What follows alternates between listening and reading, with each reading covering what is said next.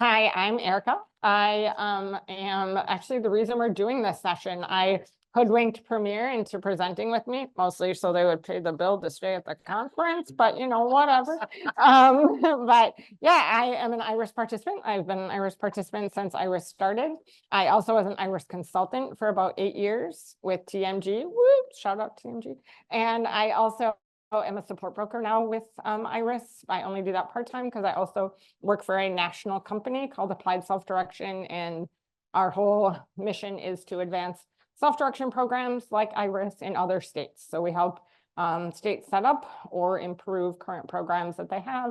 Most of my job is working with case managers in the programs to make sure they don't do stupid stuff, right? And help and work well with their participants. And then I also work with the participants in the program to make sure they are getting the most out of their services. So I will pass it over to my BFF, Jonathan. I'm Jonathan Claflin. I'm the Senior Operations Manager with Premier Financial. Just as a quick note before we continue with introductions, if we're going to have time for questions, that if you have a question, raise your hand and we'll try and get the mic to you, so it can, because our session is being recorded, so that way the people who are listening to it online will be able to hear the question as well. Hi everyone, my name is Sana. If the spelling of my name does not say how it sounds, so if you get confused, just think of the sun and add at the end. I am the Associate Director of Operations at iLife. Hello, everybody. My name is Danny Smith. I am the Executive Director for Acumen Fiscal Agent. Good afternoon, Rob Lewis with GT Independence. I am our National Director of Business Development. Hi guys, my name is Caitlin McNamara. I work for the Wisconsin Board for People with Developmental Disabilities. I am not one of the FEAs here. My job with the BPDD is to help make plain language resources and information for people to use. And so I'll talk a little bit more about what we did to just, be a part of this later on. The other thing I'll add real quick, Jonathan's done a great job on this presentation and putting this together. We want it to be an interactive presentation, so there are some slides where we ask for you guys to tell us what's wrong with some of the forms, to try to use that as a training opportunity. So as we're going through this, if, like Jonathan said, if you guys see what's wrong with the form, please raise your hand. We'll bring a mic to you.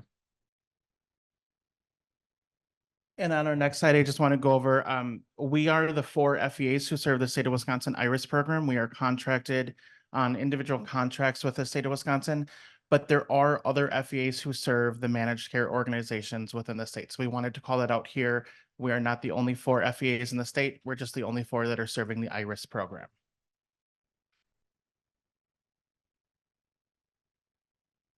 So our objectives of the session are to go over and help understand the role of the employer in a self-direction program.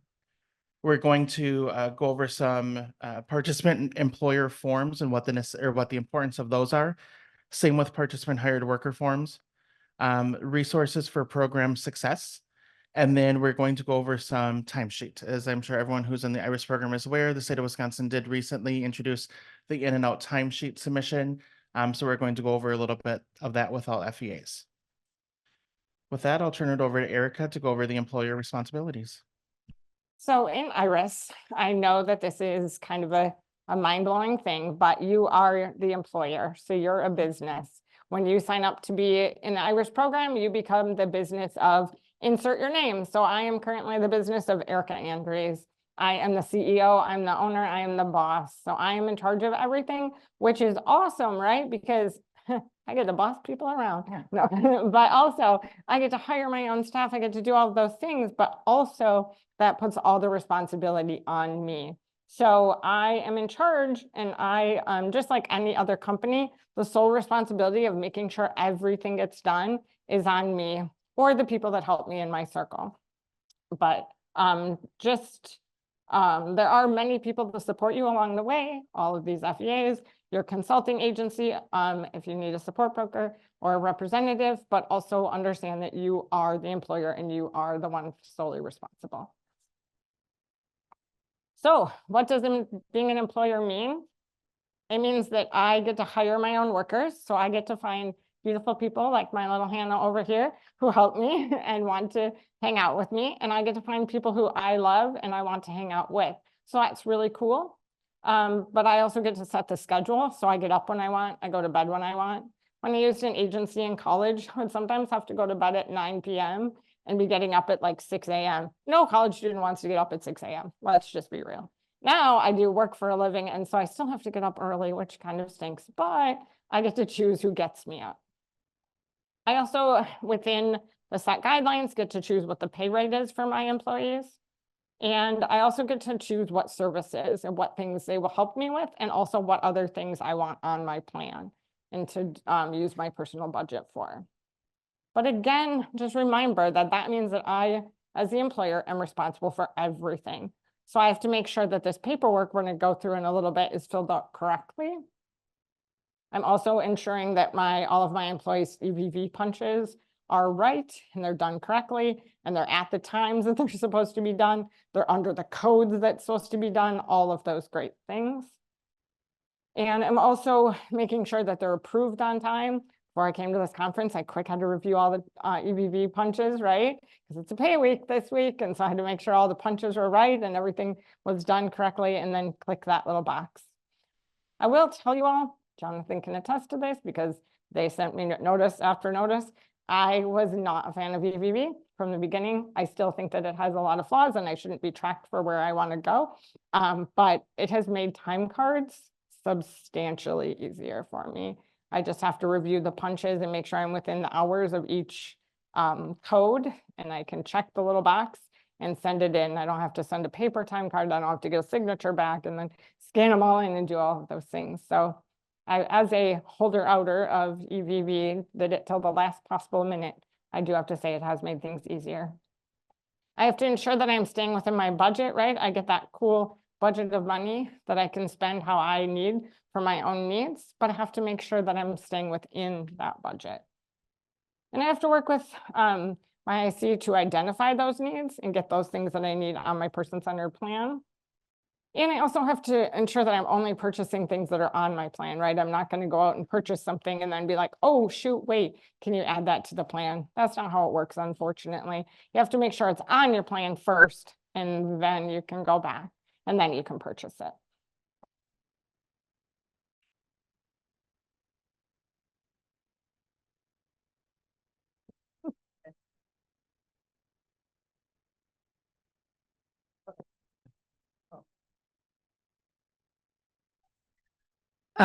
Okay, so mine is, everybody knows the acronyms for everything in this world. So that's an FEA. Does anybody know what that stands for?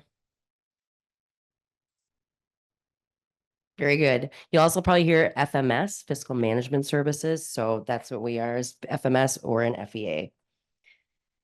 We as an FEA will help you onboard your new employees. We will do background checks and help you out with that. And we ensure that all the necessary taxes, we'll do the payroll functionality for you guys. So you don't have to worry about W-2s, paying for employer taxes or employee taxes. We want to make sure we try very, very hard and ensure all payments to workers are based on their timesheet with an EVV, and also for vendor services. And we want to help you as much as possible to be successful in the world of self-directing. So as I told you guys from the beginning, that I was the one who instigated this presentation. And I did do it so they would fit the bill, but really I did it because I think that a lot of times the FEAs get a really bad rap. I think that we all blame them for people not getting paid or things like that. Then when really sometimes it comes down to us as the employers, like something wasn't done right, a box wasn't checked. None of these FEAs up here want to be the bad guy, right? Their biggest want in life is for us to all succeed as employers. I mean, without us, they don't have a job. So they want us to succeed. They want us to be able to live a self-directed life. They want us to get everything that we want in our lives. So that is really why I wanted to do this presentation, is to ensure that people understood that the financial management services are really there to help and do the best they can. So in order to just become a great partner with your FEA, I joke that Jonathan's my BFF, but he really is. We probably talk more than I talk to most of my friends, but just because he is there and he does answer all my questions and he does listen. Now, it wasn't always that smooth of a relationship. When we first started, we had some rocky roads to go through, but they worked really hard to just make sure that all of the things that were causing problems or that I was having challenges with, they have absolutely 100% turned it around and made it outstanding. And I do have to tell you, funny story, the last time my worker didn't get paid, I of course sent a not super nice email to Jonathan because I was all up in arms that something had happened and they weren't paid. Well, turns out I didn't submit the time card. So it was back when I had scanned time cards and 2 time cards stuck together and it didn't go through. So unfortunately, it was not the FEA. So then I had to be that bigger person and be like, so sorry, hope we're still friends. But truly, you just, work with your FEA, make sure all of the FEAs understand that there are people behind all of that paperwork that they do, but just always ensuring to help people understand that there is a person behind the employer. Understanding the FEA's processes and responsibilities too, because again, you are the employer and it is up to you to make sure that everything is done correctly and accurately. They don't want to have to send paperwork back to you 4 or 5 times, but unfortunately, as the company and the CEO, it is your responsibility to do that paperwork. And they have regulations through the federal government also to make sure that the paperwork is done accurately and correctly. So they have to send it back. Yep. Wait, hold on. The microphone has to get bring here. this. Hold on. Okay, as the employer of record, if my employer or whatever that 6-digit code on, what is it, FVB or fixed, he forgets to punch it and he's like, oh shoot, Larry, I forgot to punch it. Well, then the FEV records when he called these 6-digit codes in that he was there, say he forgot to punch it for 10 minutes and you got rounded up. Well, there's only one trouble. What I want to know is, do we have to submit time corrections for that, or just put on iLife's timesheet? Well, he was actually only here till X time.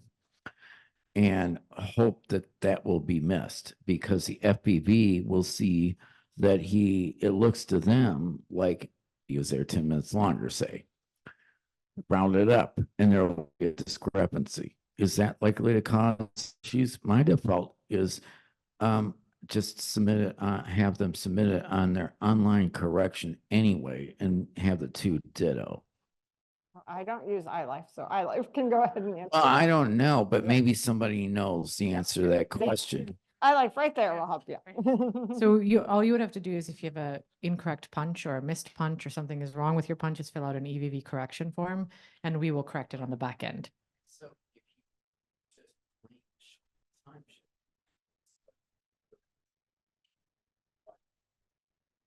Then we'll process it just as we get it. So Erica was kind of hinting at, oh, I'm sorry. So his question was, well, what happens if you're still shorted, if you don't do a EVV correction form and the time is still shorted? So Erica was kind of covering this and the time was too long.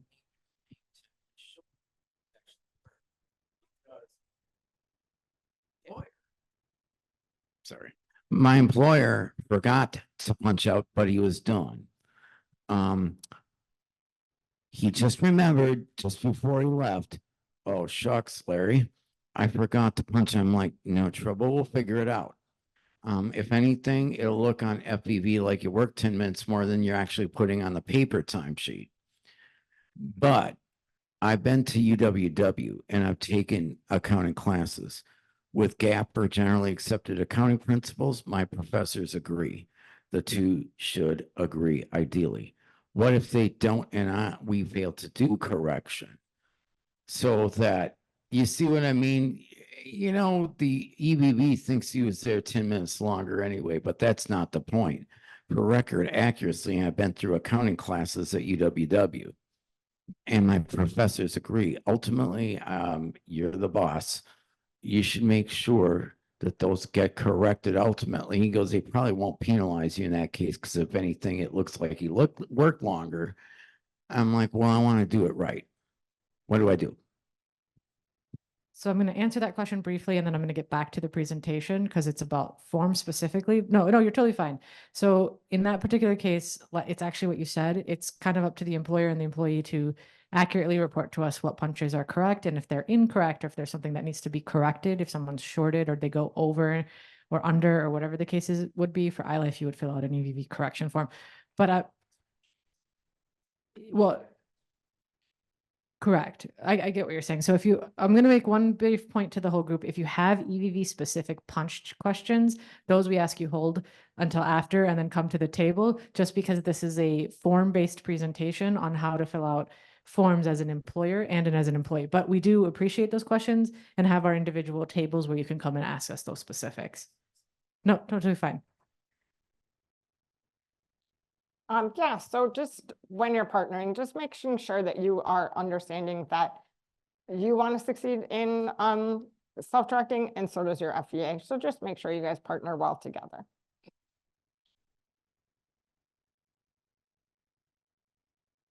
Awesome, it's me. So one of the hardest things is to understand is what are the different steps. And one of the first steps you're going to take with us as an FEA is filling out what we call your employer paperwork. This is the paperwork that sets you up to be a business, because as Erica described, you are essentially the CEO of your own company. In order to be able to have people come and support you in your plan, you need to be able to hire them, which means we need to apply for you with the IRS to become a business. Specifically, we apply for you to become a sole proprietorship called a home health care service recipient. And we do that using 3 forms to set you up for success. The first form is the SS4 form. What that form does is it applies for your EIN number. That's your federal ID as an employer. That's the number that we're going to use to make sure that you're paying your employees correctly, taxes are being taken out correctly. So that number is very, very important, and it is a requirement from the IRS that you have it in order to be set up as a business. So I'm going to stop with that form quick and see if there's any questions. Okay, seeing none, we're going to keep going. The 2678 form is the form that essentially connects us together. What it does is it tells the IRS that you have appointed one of the FEAs to do all of the things I just said, to make sure that your employees are paid correctly, to make sure that the right tax ID is used, to make sure you as an employer are doing everything you need to do while the employees are getting paid what they need to get paid under the federal and state tax guidelines and payroll laws. Any questions about that form? Okay, seeing none. Last, the 8821 form. This is a tax authorization form. What this allows us to do is if there's something wonky going on, we get a letter from the IRS that actually these wages need to be processed in some shape or form differently, or something is good, we're allowed to call and talk to them about previous tax years or something related to the payroll and get information from them so that we can resolve whatever the issue is. It just allows us to talk to each other, and is basically you giving permission to the IRS to talk to us about tax matters. So these 3 forms are what we use to set you up for success. And then obviously a direct deposit form, and that's situational. If you have reimbursements on your plan, you would submit a direct deposit to us so we could set you up to get that reimbursement back to you. So these are the 4 key forms we look for when we're setting you up for success as an employer in this program. Any questions? Awesome.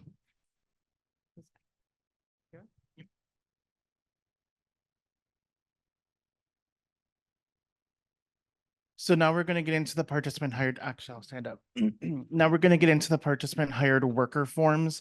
In the state of Wisconsin, specifically again for the IRIS program, these are all of the forms that are required for a participant hired worker to fill out in order to work for the participant. What we have done in this case is we've broken it down into some of the forms that we as FEA see the most common errors on. And those are the I-9, oh, back one, yep. Those are the I-9, the W-4, WT-4, relationship, and then the direct deposit form. So we've kind of split this up. We're going to go over separate forms. And here's where we're going to have some interaction as well and interactivity with you guys. So as we're going through the forms, we're going to show you kind of what the form looks like, how the form, how we've agreed based on program guidelines that the form should be filled out. And then we have some sample forms that have some errors on them. And we want to see if you guys can help us fix those errors. So we'll start with. Thank you, Jonathan. So I got the dreaded I-9 document. This is a document that both the employee and the employer have to sign. The reason for this form, it really verifies the eligibility of the worker to be able to perform services here in the US. In addition, all employees have to fill out this form. It is a requirement on the I-9. You are able to have different forms of IDs that show that you're eligible to provide services. The most common ones are typically the Social Security card and your driver's license or state ID card. If you have a passport is the only document that you'd have to show on here. But there is a list of probably about 10 to 15 different documents in the 3 different sections of the I-9. So if you don't have some of those common forms that I just listed off, please ask your FEA, and we'll be happy to provide you with those other identifications that can assist you there. So here in completing the I-9, you'll see here entering all the information for the employee in the top section. You have to designate if you're a citizen of the United States, if you're a non-citizen, if you're a lawful permanent resident or a non-citizen. So based on your status here, you would select that, and then the worker needs to sign and date that form. On the bottom portion of this form, this is where we fill out all of the information with those forms of identification that I just talked about. So you can see here, there's a list A. If you have one of the documents in list A, you only need list A. That's where, if you have a passport, typically goes there. If you do not have a form of identification in list A, then you need both list B and list C.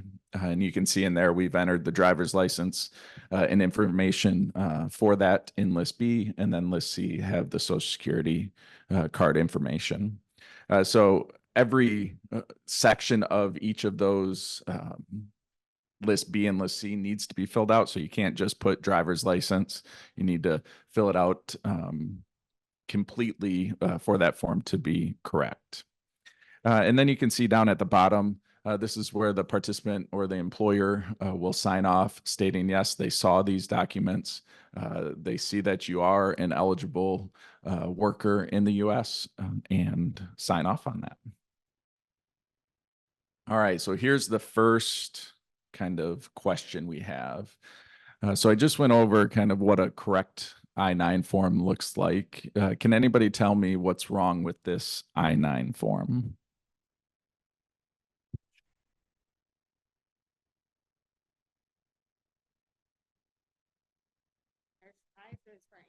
Yeah.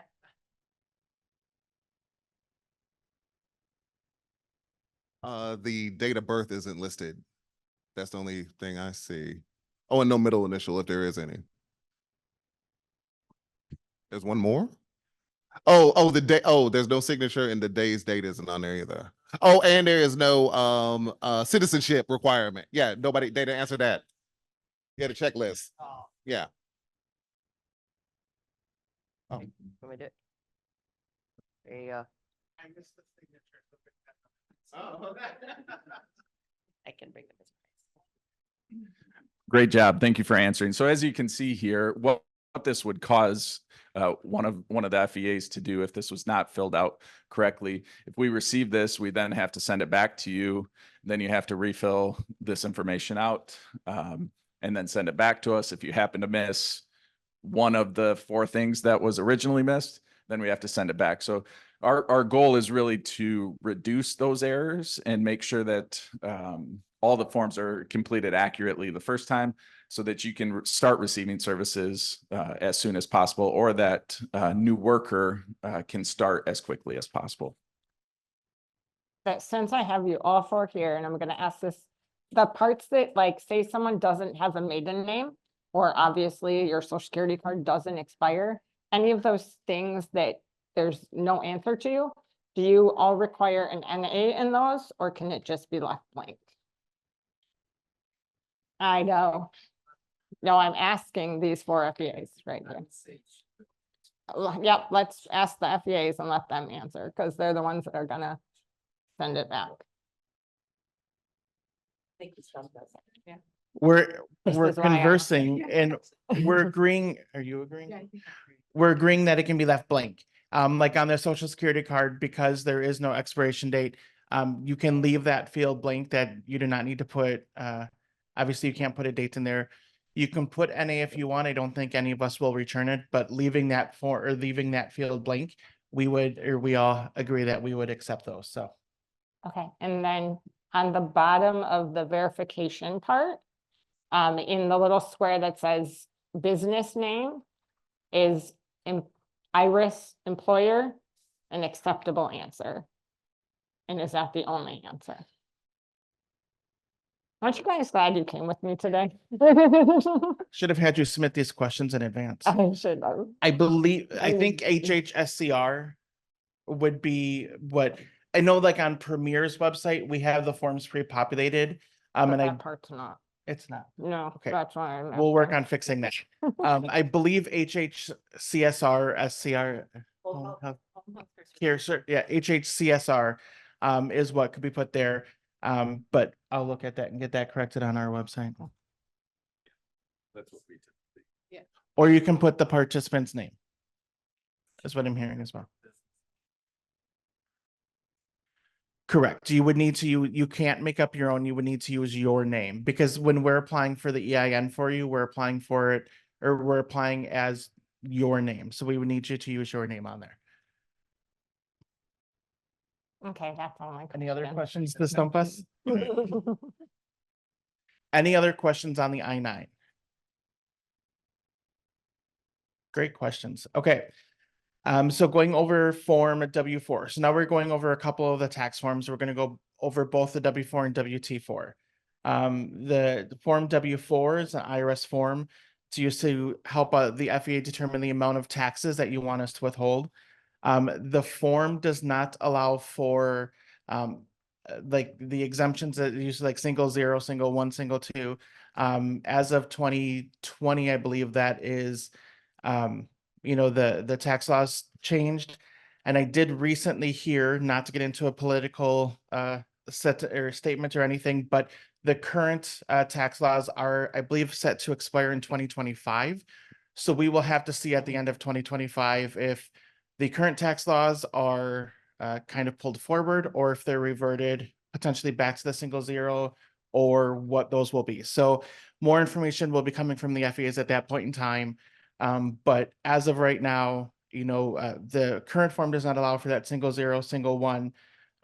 We are withholding taxes based on your earnings for that period.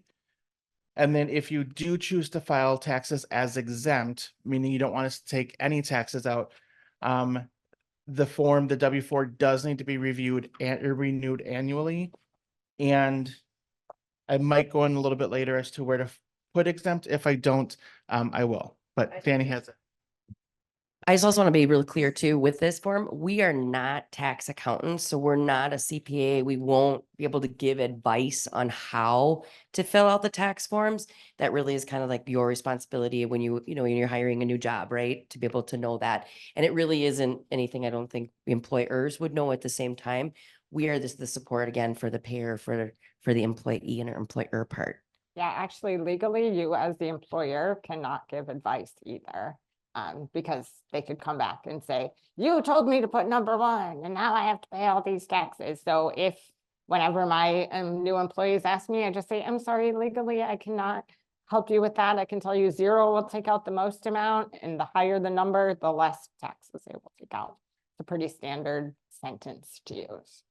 And you can claim them exempt, Jonathan's gonna. go Yeah, through. you can claim exempt. If your worker is exempt for taxes, they can claim exempt. But the single one or single one of the like 2019 tax era, I'll say, probably the tax laws that were in place from 2019 back to, I don't know, maybe the beginning of time. Tax laws, ever since I've been alive, those tax laws, they allowed for like single one. And based on that 0, 1, 2, as Erica was saying, more taxes would be taken out.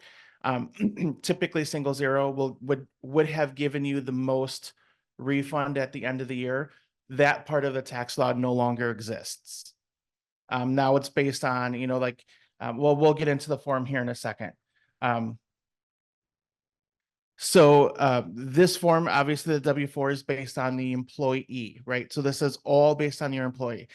Throughout the entire presentation, anything in red would be filled out by the employee. I think on a couple of slides, there's like a light blue that would be filled out by the participant. But here the employee would obviously need to fill out their demographic information in step 1. They would need their name, their address, all that, the social security number, and then also their filing status. If they're single, married filing is single, married filing jointly, or head of household. In steps 3 and 4, that's where they would put if they have other income or if they have some dependents that they want. So it'd be based on the form. For the number of qualifying children under the age of 17, it's like a $2,000 credit on their taxes. So all of that would need to be noted there. If there's any additional income or any additional amount the worker would want withheld, that would be filed under step 4. And then step 5, the worker needs to sign and date the form. Technically on this form, there's only 2 steps that need to be filled out.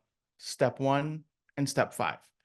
If nothing else is filled out, ironically, this is a complete form with just step 1 and 5.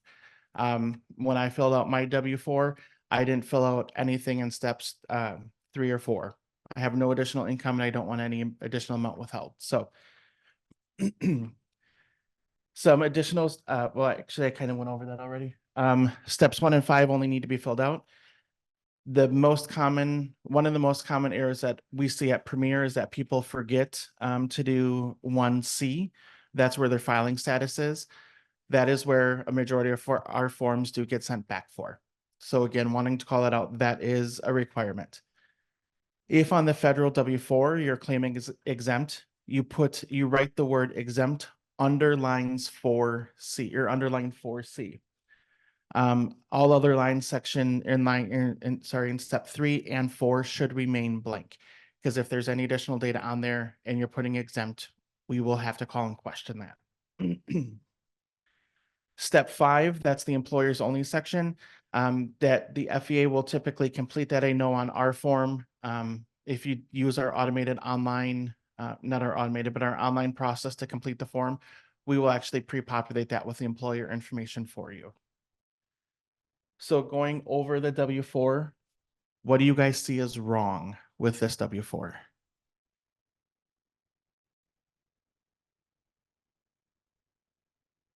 No social. Yeah. That is correct. You go to the next slide. The multi-talented Danny is doing 3 things at once. Yeah, so the social security number is missing. So again, remember that is a requirement on this form. Social security number, we do need that there. The next form we're going to go over is the W-T-4. Similar to the federal W-4, the W-T-4 is the state of Wisconsin withholding or income tax withholding form. It is not called the W-T-4 in every state. Wisconsin chooses to call it the W-T-4. That is used to let the FE know the amount of state income tax that you want withheld from the worker's check. The amount is based on the filing status, dependents, anticipated tax credits, and deductions. Again, this no longer allows for that single 0, single 1 tax withholding as the 2020 and actually I think even the 2021 W-T4 did until the state of Wisconsin chose to mirror the W-4, the federal W-4. At that time, the state of Wisconsin also made the WT-4 a requirement for all employees.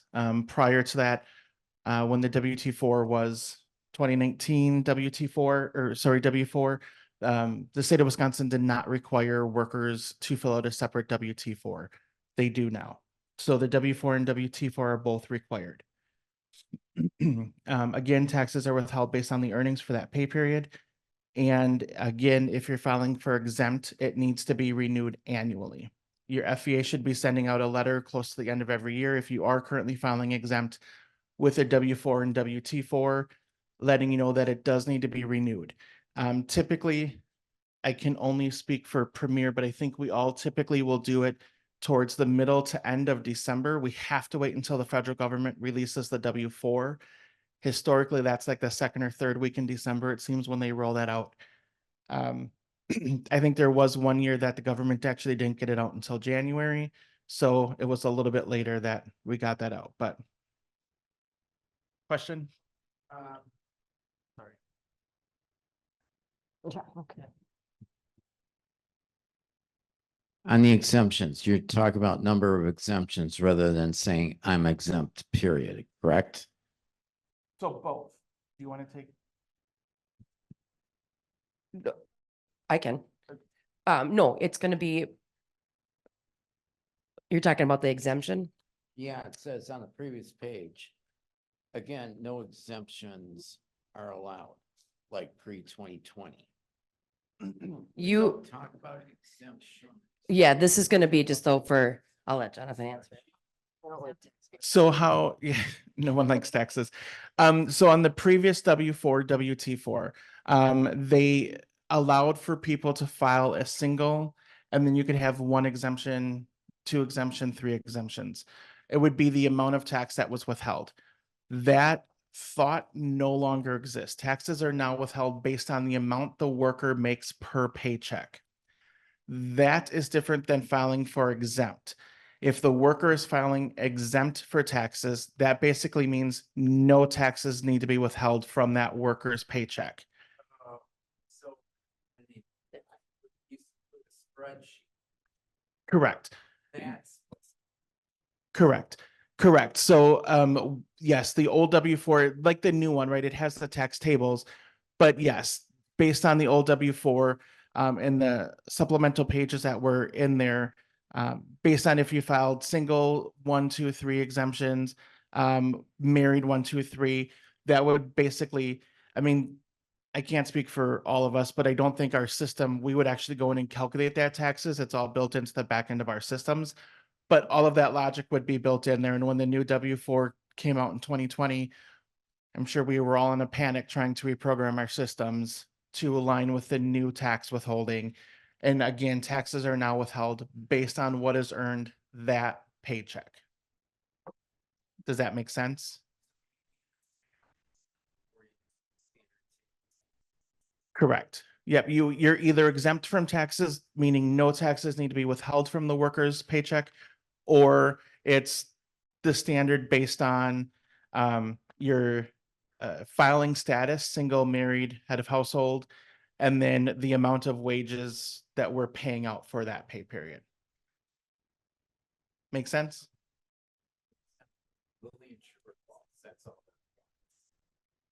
What was that? Exempt status, you can say either true or false, I'm exempt. Correct. Say false, I'm not exempt. It doesn't matter what your other situation, you get standard tax taken out. Correct. You're either exempt or you're not. Yep. The forms aren't just friendly as saying exempt, true or false. The worker actually needs to write the word exempt on the form. On both the W-4 and WT-4, on the W-4, it's under box 4C. And on the WT-4, the state of Wisconsin actually still likes us, and they kept it as line 3. So on line 3 of the form, your worker would just have to write exempt on the line. Nope. They don't need to initial it. They just need to put exempt on the form and then sign a date on the bottom.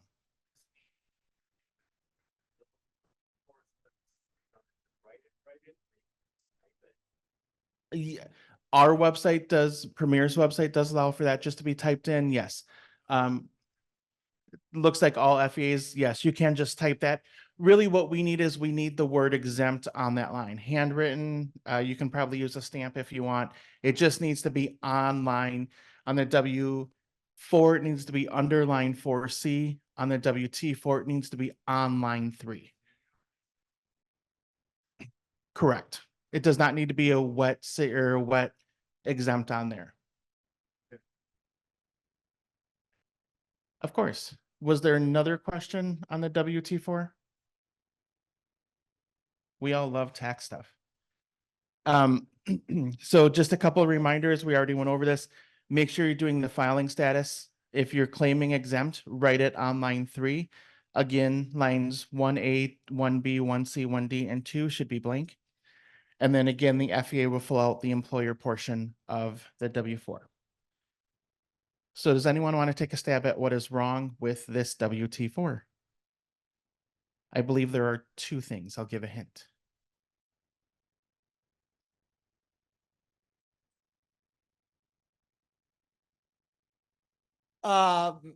The status of the individual, whether he's single, married, or otherwise, any date of birth. Also date of hire? That doesn't need to be filled out. No? The data header is not required, just the 2. Yeah. Good job. You get a prize. Feel like Oprah. I'll just hear the next slide. Oh, I'm at the next one. Oh, I don't know that. Here, give me something. Okay. So I get to do the relationship verification form that is in our packets. The purpose of the relationship form is to certify the relationship between you, the employer, and the employee. It is for tax purposes. It's used to determine for live-in exemptions, because there are some exemptions that are at the live-in level, and for overtime and for EVV purposes. So it's an important determination on the relationship form.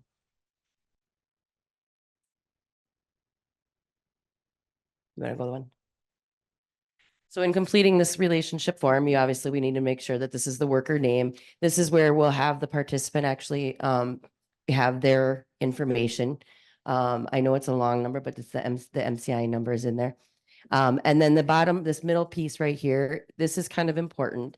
If you select as a parent, if you notice like next to some of these, the names like child under age of 21, there's little symbols underneath it.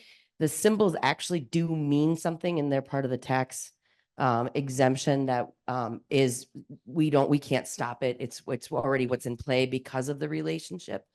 So if you see like double of the asterisks, or like I think parent has the star, and then it has kind of that plus, you're actually exempt from Social Security and Medicare taxes across the board, and then exempt from state unemployment tax. So you won't be able to file for unemployment.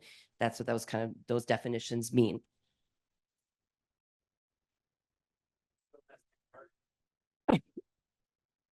So domestic partner is going to be, I forget is it like how many years they live together? No, in We're- You can do that one. I know, I thought, In the state of Wisconsin, domestic partner is specific to 2 people of the same sex living in, I believe per the Wisconsin state statute, you also need to be registered in the state of Wisconsin as a domestic partner in order to file the domestic partner relationship status. It's kind of outdated now that. Yeah, the state of Wisconsin still has it on, or not the state of Wisconsin. It's still on the form as a status that does exempt from some, doesn't exempt from, it doesn't exempt. Yeah, it does. Someone say yes? No, it does. Okay, thank you, Christy. Okay, so completing the relationship form, we have the exemptions on the side. So if you are yes to the live-in, which is one of the kind of the bigger components, then the participant worker is a live-in same home, and it's the same home, same address. Worker stays at the participant's home for at least 5 consecutive days can be the non-live-in. And then your EV, or I'm sorry, these are the live-in. I'm looking at the EVV exempt. And then the EVV exempt component is going to be the participant and worker living in the same home, participant and worker live in 2 resident dwelling and are related by blood, adoption, or marriage. And then participant lives in the separate households for regularly scheduled intervals for both parents. And if exempt, your additional requirement is you have, yeah, The dwelling. the 2. Not a board or more. Oh, it's, yeah, for the dwelling, it's 2 households. It's not gonna be more than 3 or 4. It's two households. You wanna go, okay. And then when we complete the relationship form, if you are considered, or saying you're non-living, we do require 2 documents. And so if you choose either one from column A, and then if you do column B, that would consider, then we need those 2 documents. So it'd be a current gas, electric bill, or phone service bill, or a bank statement. And then if you choose anything in column A, we would just need to make sure that the ID, state ID, your driver's license, and you can do a lease. So these are your options so that we can show that you, or you're showing us that you guys are non-living and then become EVV. I mean, live-in, I'm sorry. See?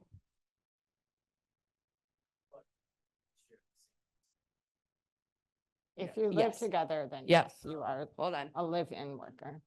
Yes, my question is about the two family dwelling? Yeah, the two dwelling, is that 2 families in the same place, or is that 2 families in like a townhouse situation where they live side by side, or one's up, one down? It can be in the townhome. It's in the same, They need to share the same roof. yeah. That's probably the best way to put it. Sharing the same roof. Oh, okay. So.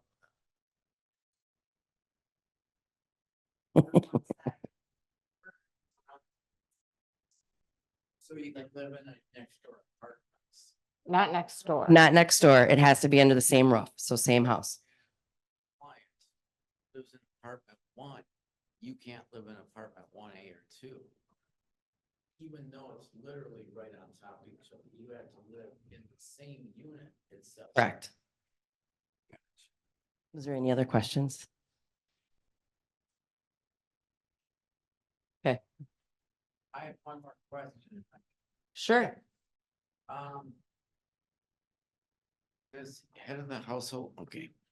Does head of the household status matter? Say me and a friend live in the same unit. And they say, well, okay, Lawrence, you're the caregiver. Mark, you're the client. You're the head of the household, Larry. Mark just lives with you. What in that situation? You would just be considered the head of the household. Yeah, so would I still have to CPB in that case? You live, EVV and head of household have nothing to We do have with a each other. household, but yeah, I no longer live with the client. The then you client still, lives then you with would be me. non-living.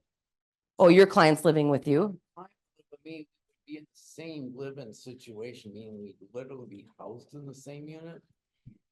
But on the rental form, it will look. If you guys are living together in the same, it doesn't matter who owns it or who's head of household. So that's, yeah, if you're living together, it doesn't matter who owns it. It's not technically important. Okay. Nope, nope. Sorry, that took me a minute to get to your point. No, that's all right. Okay, and then the last part of it, oh, we can do the what's wrong. Yeah, we did. Nope, you're good. Okay, so then this is mine. What's wrong with this relationship verification form?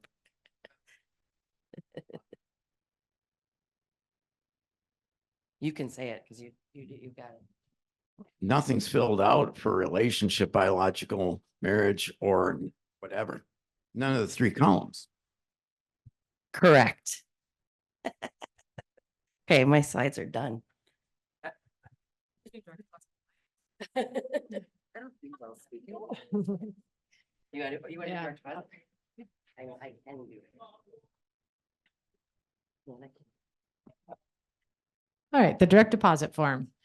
So every FEA requires a direct deposit form, or they have other options. Like for iLife, we have a ADP card that you can use. Basically, the direct deposit form tells us how to pay you and where to pay you.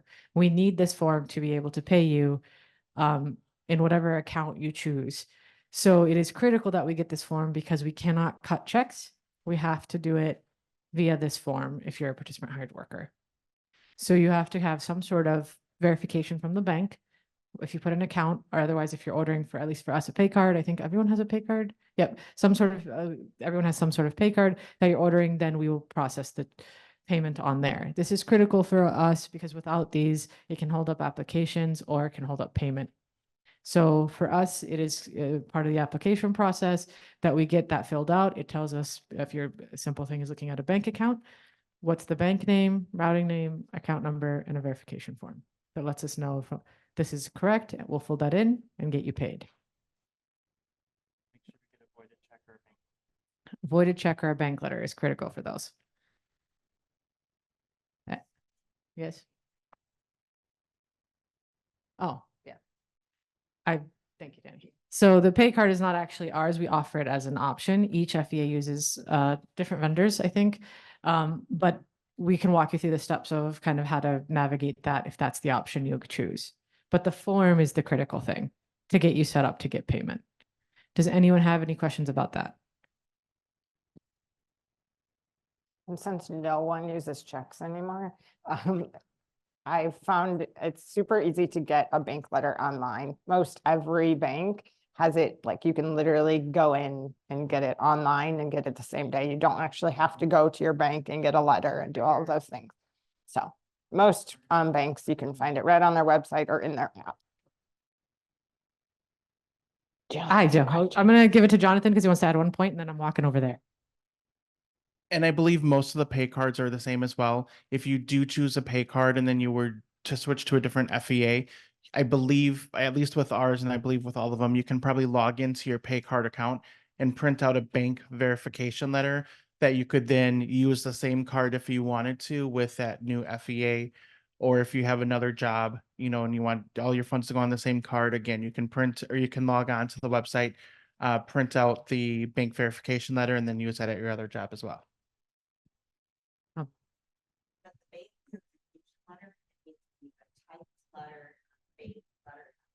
Yep.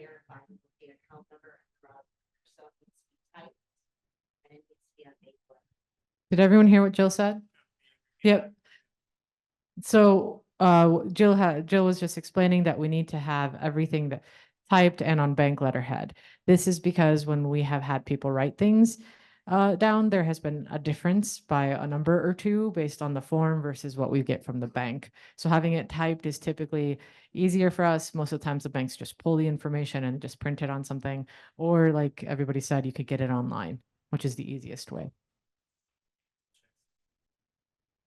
No self-canceled checks?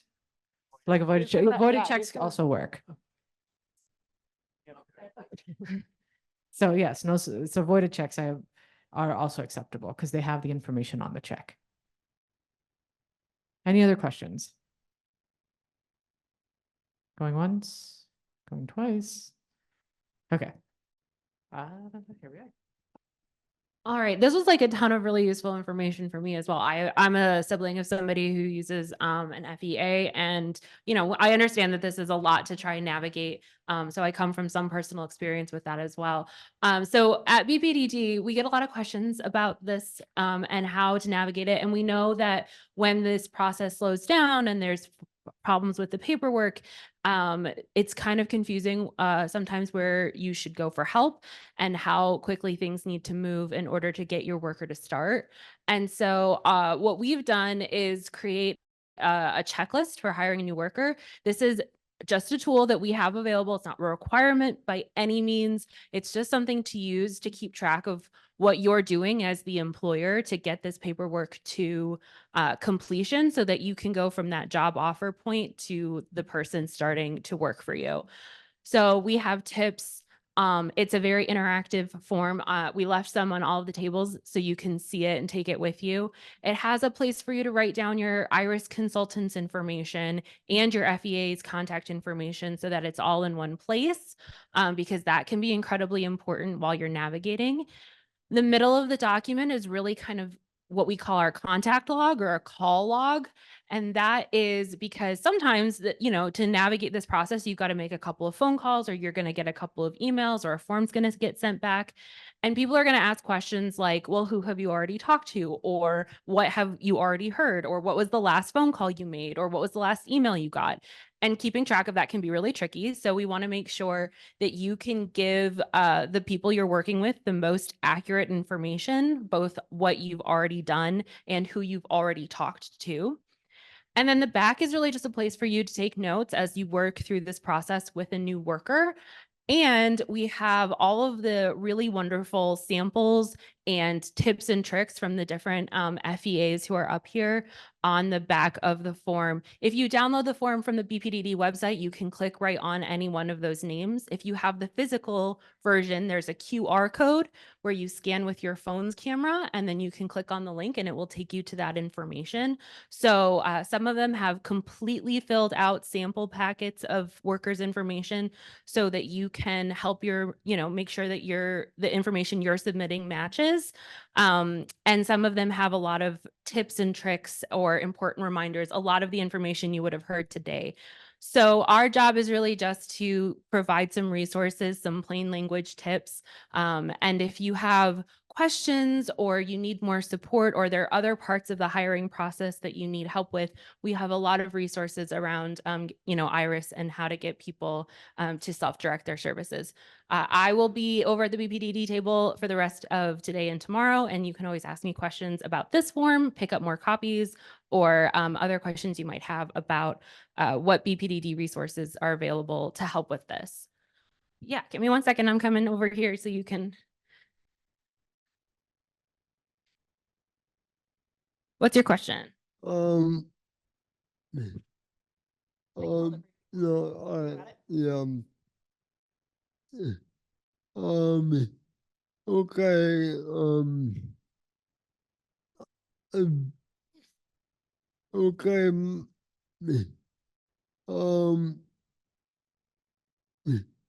okay, now,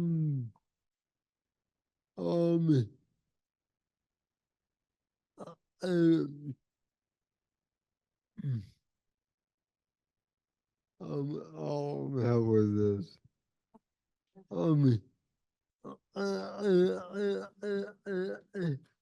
I've been to CMG, okay, and they just rolled me, okay, for not accepting no PSW. Yeah, no other PSWs except for my brother. And my brother here is like in a wheelchair, and I really want to get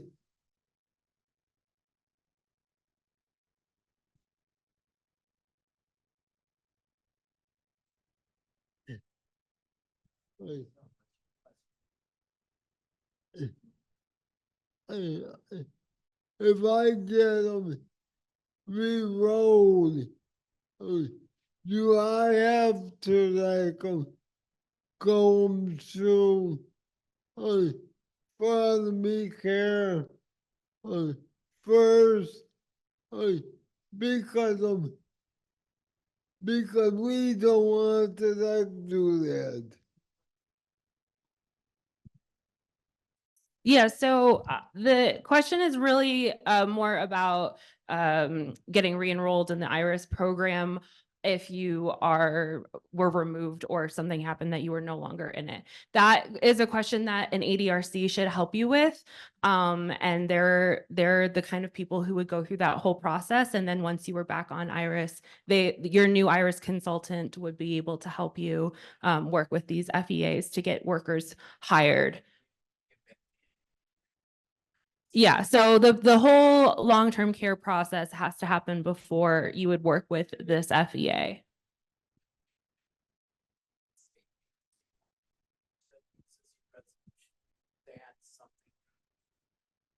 Yeah, so right.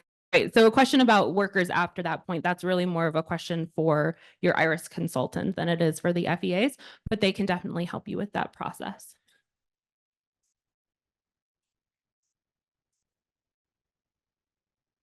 Yeah, you would need to, as Caitlin said, you would need to go back to the ADRC. And you would need to kind of like start that process for re-enrollment all over again.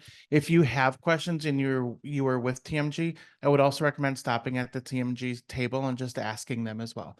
They have some great people there who can help out with that as well. And also, course. just to put a plug in for the FEAs, this is one of those myths I wanted to dispel. The FEAs have nothing to do with disenrollment. And they don't disenroll people. And honestly, the ICAs don't want to. They do everything they can to not get you disenrolled. It's just things happen. So the ICA does not make the decision. Yeah. Everyone that's there to support you, your FEA, your ICA, everyone that's there is on your side, and they don't want you to get disenrolled. They don't want you to not be successful. They want to do everything they can to help you live your best life.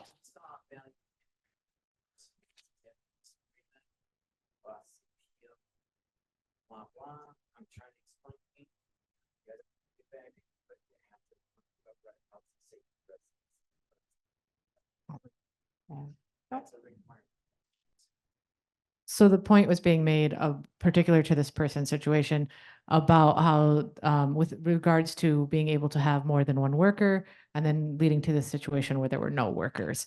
And we as all FEAs can agree, and I know we've all talked about this at different moments, is as Erica said, this is not an FEA decision. This isn't even an ICA decision. There are strict rules with how enrollment works and how disenrollment works.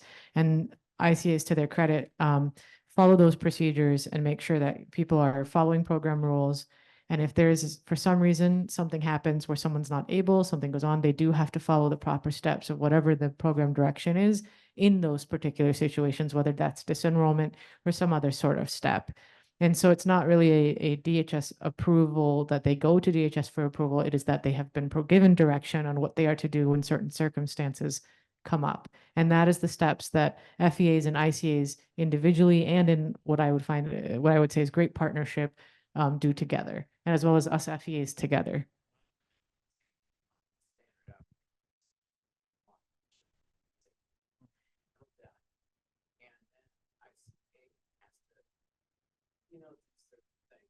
So we have a ton more to get through. So if we're gonna just gonna, yeah. Yeah, Okay, and again, really, if there are questions about that process, it would be best to go back to TMG if that's the consulting agency we're with. I'm sure they have some resources there and some people there who can help you out with that. Thank you. And as Sana just noted, DHS does have some listening sessions as well. I believe I think there's one going on now, so I think they only have 2 tomorrow. But one in each of the breakout sessions tomorrow, so that might be a good time to go. You'll have the ear of I believe it's Christian and Alicia from DHS. So you'll have some good ears there as well. I did also want to point out, as Caitlin said, she was going through the worksheet that they give, and she was talking about the inside. So I want to apologize. There's probably a couple of different versions on the table. I had one of their old ones, so it's just front and back. If you're looking for the one that Caitlin was directly referring to, there is a double-sided 4-page document. If you don't have one and want one, we might have a couple extras that we can get you. Just feel free to stop by us at the end of the session. Next, we're going to go over timesheet processing. We threw this in here specifically for the implementation of the new in and out timesheets for the Iris program. I'm sure this is everyone's favorite topic to talk about. The presentation doesn't have all of the slides, but the handouts that you guys have does have additional slides that are broken out per FEA with more information as to where you can access our online timesheet submission. So I guess because I have the mic, I'll just quickly go first. We'll start from the back. At Premier, we do allow paper timesheets. We do have an online portal. We do have an EVV aggregator app, which is Care Time. If anyone uses Premier and wants more information on Care Time, I do have some booklets with me at our table. So stop by our table. The banner or the tablecloth says Assurance SD. We're one of the sister companies under that, but we do have some booklets to help you with that. And then we have included our contact number as well to get a hold of us if you have any questions. Eilif? At iLife, we also accept paper timesheets. You'll see in the packet. We also have provided a link for the portal that we have, which we've self-created. If you'd like to learn more about the portal and get set up, we actually have someone here with us who can do that on site at the table. So please just stop by, as well as our contact information of where to call to get in touch with us. Acumen? Yeah, so at Acumen, we accept our paper timesheets. We also have a portal. And then we have an app, and the app can be done either using EVV or non-EVV, sorry. And then we also have the telephonic. And as you can see with GT Independence, we do not accept paper timesheets. And we strategically did that for a couple of reasons. Number one, we have built our own app, and within 8 to 10 clicks, you can quickly document your time in and out on that app. It makes sure that all of the information from time in to time out is there. So we're removing the barriers to a couple of things that people have said, where Erica might have emailed or faxed her timesheet in and missed a page, or potentially didn't sign off, missed a couple of sections on there that we need to send back. So in order for us to ensure that we pay those timesheets, we wanted to put something in place that was easy to use for participants and their PHWs to be able to do that. In addition to that, if you have questions, our own staff use our same app to clock in and out each day. So the people that you talk to on the phone use that morning to clock in, so they can help navigate that with you if there's any questions. We also have, you're able to, for those people who don't want to use the app per se, that are EVV exempt, we do have the online portal for people to be able to go in and enter their time in right there. So I would strongly recommend that as an option. And our app is available on devices dating back to like the iPhone 4. So like years and years ago. So any old device, you can really download the app and utilize that. Larry did have a question earlier about employers being able to have the app in their home and assist their employees with clocking in and out. I think with all of us, obviously as the employer, you have the ability to do that and assist right there, either on your device or on a shared device or the employee's device. And I just want to add one thing that Premier just is rolling out now, as well as we also are rolling out fixed in-home device as well. I think iLife has one through SanData. We're also rolling that out now. So if you are EVV and you need you don't have access to the internet in your home, but you have a fixed device, we also have one that we're rolling out. So. Sorry about that. Jonathan brought up a good one. I meant to hit on Larry's fixed device question about clocking out 10 minutes later, but the shift really ending. With our app, we have the ability for you to manually scroll that time back. So if, for instance, you get to the home and your shift was 8 to 3, but you forgot to punch in and it's 9 o'clock, upon clock out, you can manually scroll that shift back to 8 o'clock. Now, with that being said, the GPS coordinates of clock in will be at 9 o'clock, but the paid time would match exactly the 8 a.m. to 4 p.m. that you wanted, as opposed to 9 a.m. to 4 p.m. That is all we have. Are there any questions? We're also almost at time, so if you have questions, but you don't want to ask them in a large group, feel free to come up and talk to us as well. Liz, are there any questions?